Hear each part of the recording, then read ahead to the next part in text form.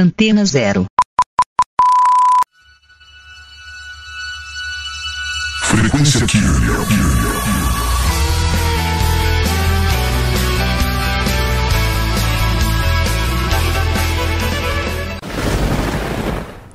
Eu sou a Cláudia. Eu sou o Vinícius. E você está sintonizado no Frequência Kirlian. Prepare-se para uma viagem sombria para outro lugar. Vamos viajar pelas profundezas do gothic metal e afins, onde cada acorde te leva a dimensões desconhecidas. Ajuste seus sentidos, porque aqui o sinistro é a nossa trilha sonora. Me sigam no Instagram, @frequenciakirlian. Me sigam no Quai, Cláudia Bowie. Vejam nossos canais no YouTube, um que eu tenho em parceria com o Lord View, Frequência Zeit, onde vocês vão poder ouvir todo o nosso acervo de programas passados. E o Círculo do Horror, onde nós fazemos explorações urbanas sinistras. Me sigam, nos ouçam também no Spotify, Círculo do Horror. E sigam a rádio, @Antena Zero no Instagram.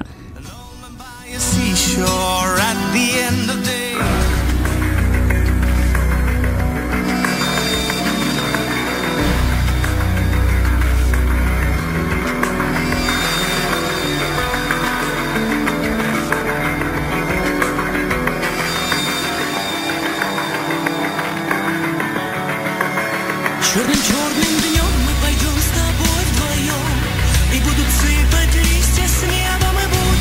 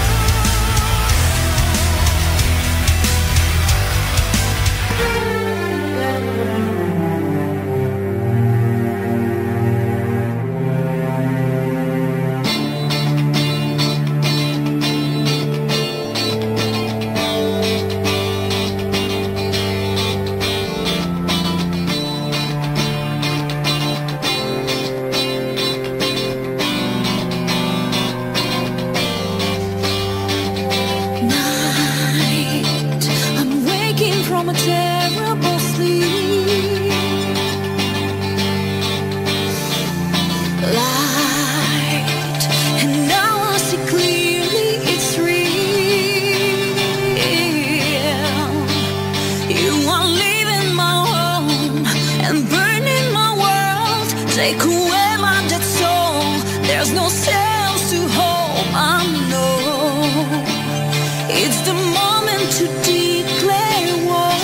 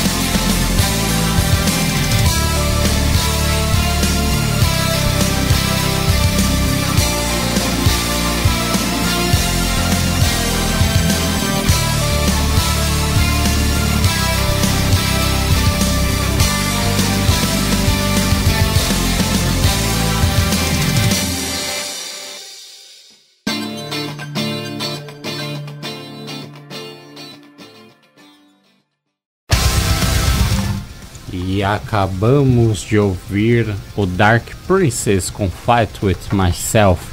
E na abertura do programa tivemos o Gothic Sky com a música Seven. E são duas bandas da Rússia, né, que tem tudo a ver com o nosso caso de hoje, que aconteceu no ano de 1959, onde um aluno do Instituto Politécnico de Ural, na Rússia, chamado Igor Detlov, organizou uma expedição para os Montes Urais. Com ele foi um grupo de 8 estudantes e um veterano da Segunda Guerra Mundial. Eles deveriam percorrer uma jornada de 320 quilômetros em 16 dias pelos Montes Urais, uma das cordilheiras mais antigas e comprimidas do mundo, do Ártico até o Cazaquistão.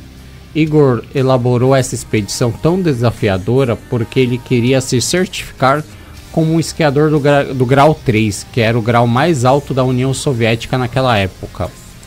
Na verdade, todos os membros que compunham aquele grupo eram esquiadores do grau 2. O grau 3 elevaria eles a uma condição de atletas de elite. E nesse grupo, né, compunham o Semyon, que tinha 38 anos, que ele era um veterano da Segunda Guerra Mundial, e ele foi acompanhar o grupo a pedido do Instituto Politécnico. O Igor Dyatlov, que tinha 23 anos, que era o líder. O Yuri Doroshenko, que tinha 21 anos. A Lyudmila, que tinha 20 anos. O Yuri Krivonischenko, que tinha 23 anos. O Alexander, que tinha 24. A Zinaida, de 22. O Rustem, de 23. O Nikolai, de 23. E o Yuri Yudin, de 21 anos. O Igor Dyatlov, ele havia traçado todo um cronograma de como seria a viagem. Primeiro, eles iriam até o povoado Manzi, onde um caçador Manzi experiente iria orientá-los a pegar uma trilha correta. Os Manzi, eles são um grupo indígena nativo daquela região dos Montes Urais. Eles são o único grupo indígena que povoou aquela área. E depois eles iriam seguir pela encosta de uma montanha até chegar à floresta e subir em uma outra montanha e depois esquiar, né, abaixo e voltar. Esse era o plano do grupo. O grupo preparou as malas, pegou os mantimentos. Eles partiram da cidade de Ekaterinburg para os Montes Urais na região da Sibéria, que naquela época estava coberta de neve, né? Viajaram de trem 2 dias até Ivdel, no norte dos Montes Urais. Lá eles pegaram carona em um caminhão rumo ao vilarejo de Visay, que era o último lugar povoado por uma civilização não indígena, antes de chegarem ao que eles pretendiam que era a montanha Gora Ortorten. De lá seguiram ao território Manzi, onde eles não foram bem recebidos. Os Manzi disseram para eles não irem, para eles irem embora, porque era muito perigoso fazer o que eles estavam pretendendo, que na montanha havia uma criatura chamada Alma, que já havia matado alguns caçadores da tribo que se aventuraram a ir para lá. A primeira montanha pela qual eles passaram era chamada pelos Manzi de Montanha da Morte. E a outra montanha que eles subiram, a Garoa Ortorten. Gora Ortorten. Se chamava Não Vá Lá. Os nomes dos lugares já davam o indicativo que eles realmente viviam, do que realmente iria acontecer de fato com eles. Eles não deram importância ao que o povo Manzi disse e acreditaram ser algum tipo de crendice, né? A exploração começa então no dia 27 de janeiro, onde eles planejavam voltar no dia 12 de fevereiro. E no meio da trajetória, um dos aventureiros, Urai Yudin, começou a sofrer de fortes dores no ciático e nos joelhos. Ele decidiu abandonar o grupo e voltar para casa. Até então, Urai não sabia o que aquelas dores salvariam a vida dele. Na verdade, o Yuri Yudin, né, de 21 anos, ele, depois que eles saem do território Manzi, ele começa a sofrer realmente de fortes dores no ciático e nos joelhos, e ele decide abandonar a expedição, né? E foi a sorte que ele teve, porque realmente o Yuri Yudin, ele foi o único sobrevivente, e ele não falou sobre isso por muito tempo. Ele só deu uma única entrevista na vida dele, e nessa única entrevista ele disse que não sabia porque eles não falavam a verdade sobre o caso. Durante o trajeto, o grupo registrou em diários e fotos detalhes da viagem. No primeiro dia de fevereiro, uma anotação dizia que o tempo havia piorado muito. Essa piora do tempo trouxe fortes nevascas e um vento muito forte, né? Uma tempestade de neve fez com que o grupo se perdesse. Eles seguiam para o oeste até as proximidades da Montanha da Morte. Eles então decidiram montar um acampamento na beira da encosta levemente inclinada. Porém, na madrugada do dia 2 de fevereiro, tudo que havia restado era uma barraca rasgada e alguns pertences dos membros do grupo, pois os 9 membros da expedição estavam mortos. Exatamente. E após o dia 12 de fevereiro, né? Data essa marcada para que o grupo retornasse, já haviam passado dias. Eles não retornavam, eles não davam notícia para os familiares. Então os familiares desesperados, angustiados, contataram o Instituto Politécnico, né? Que foi na verdade o corresponsável pela organização dessa expedição. E o Instituto ele entrou em contato com as autoridades. Então eles enviaram uma equipe de resgate, que incluía ali membros do exército, para as montanhas no dia 20 de fevereiro. 6 dias depois, um avião sobrevoando o local viu a barraca e sinalizou para a equipe em terra onde que estava essa barraca. Só que aí tem um problema, gente. Porque dizem que o exército ele chega primeiro, antes do grupo de resgate em terra, e ele limpa toda a cena de algumas coisas que eles não queriam que as pessoas soubessem, e depois chegam os resgatistas.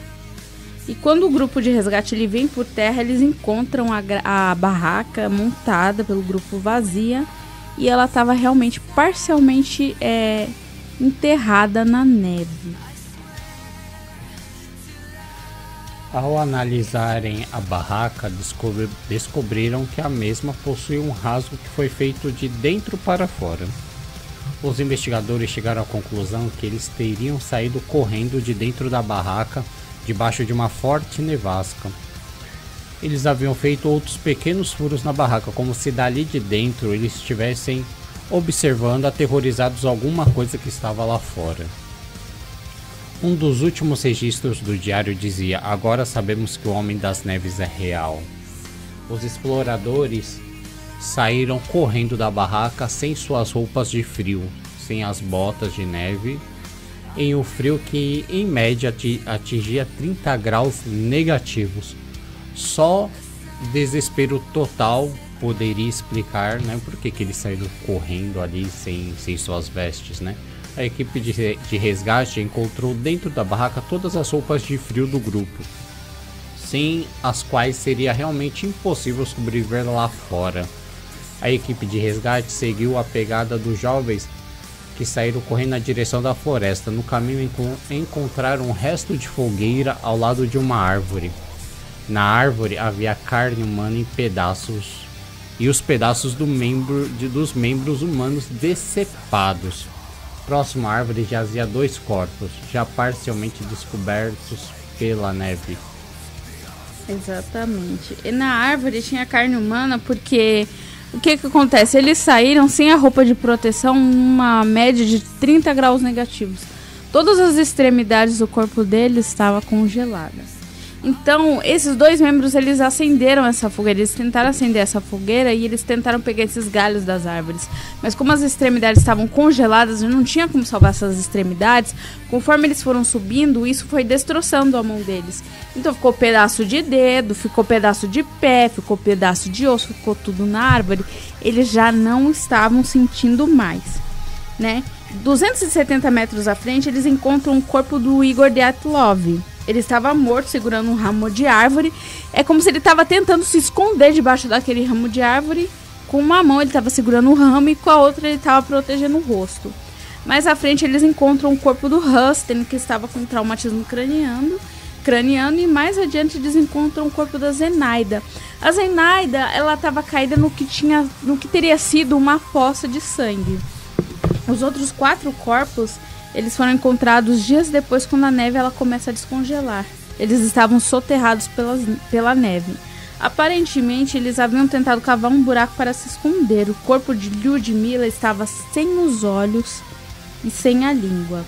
Haviam também retirado toda a carne da cavidade bucal da Lyudmila. Como fizeram isso? O que fez isso? Não se sabe. Ela estava com peças de roupa que eram pertencentes aos 2 primeiros cadáveres que foram encontrados. Ela tinha enrolado essas peças nos pés, numa tentativa vã de se proteger do frio, do congelamento que estava acontecendo nas extremidades do corpo dela. E ela também estava usando uma touca que era de um dos mortos.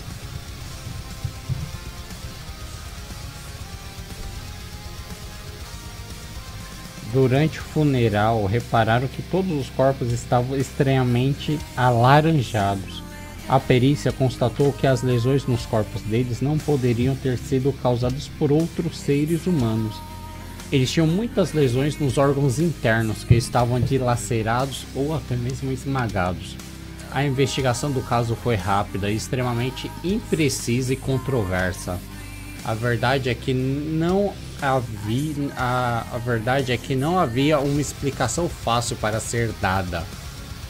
Nada racional parecia explicar aquilo. As autoridades soviéticas constataram que uma força natural desconhecida havia causado as mortes. O caso foi arquivado e os detalhes foram mantidos em segredo. Muitas perguntas permaneceram e muitas arestas não foram aparadas, o que poderia ter assustado tanto um grupo de experientes montanhistas a ponto de fazer com que eles fugissem para a morte certa.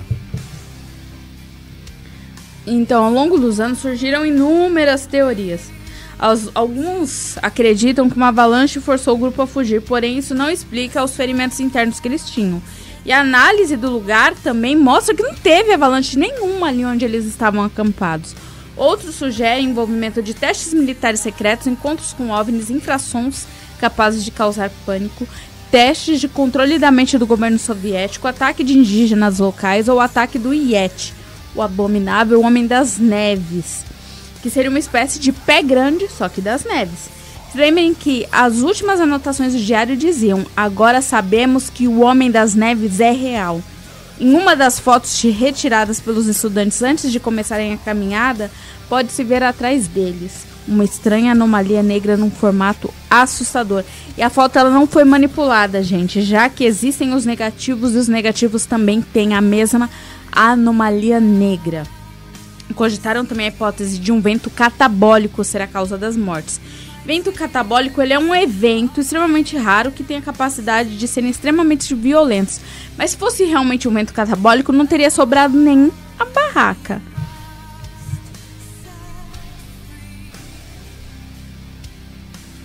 Outra teoria é que o vento natural na área teria causado um caminho de vórtice de Van Caravan, gerando infrações que poderiam introduzir ataques de pânico. O infração gerado pelo vento ao passar pelo topo da montanha teria causado desconforto físico e sofrimento mental aos jovens. Sobre o efeito de forte pânico, eles teriam abandonado às pressas a tenda, descendo a encosta. Ao descer, teriam se recuperado, mas na escuridão não teriam conseguido voltar ao abrigo. Outra hipótese é que o acampamento foi alvo de exercícios militares soviéticos. Os montanhistas poderiam ter acordado com fortes explosões e fugiram, mas não encontraram condições de voltar à tenda.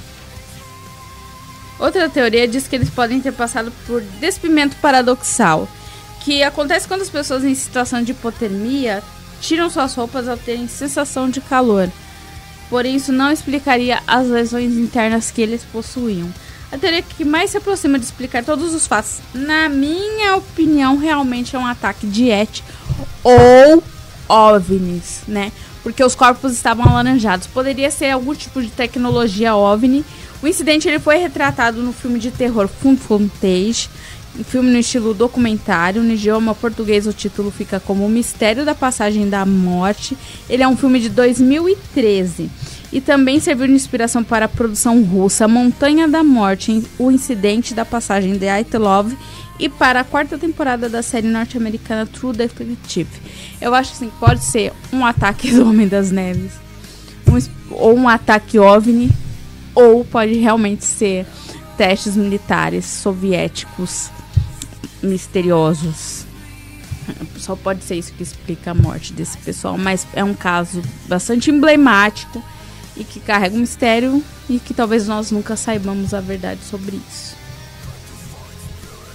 E, bom, fechando o programa, né, vamos trazer um pouco de metal da República Tcheca, né? Fique então com Silent String of Godless Elate.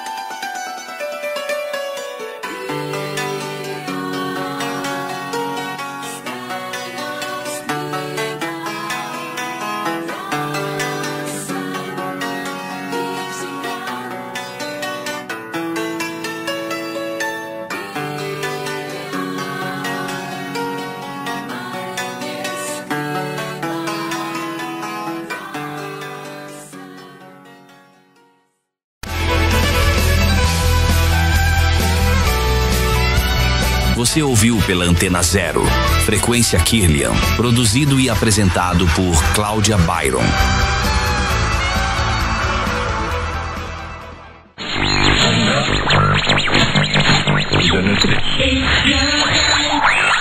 Você está na Antena Zero. Antena Zero. A rádio que não toca só o que você quer ouvir, mas o que você precisa escutar.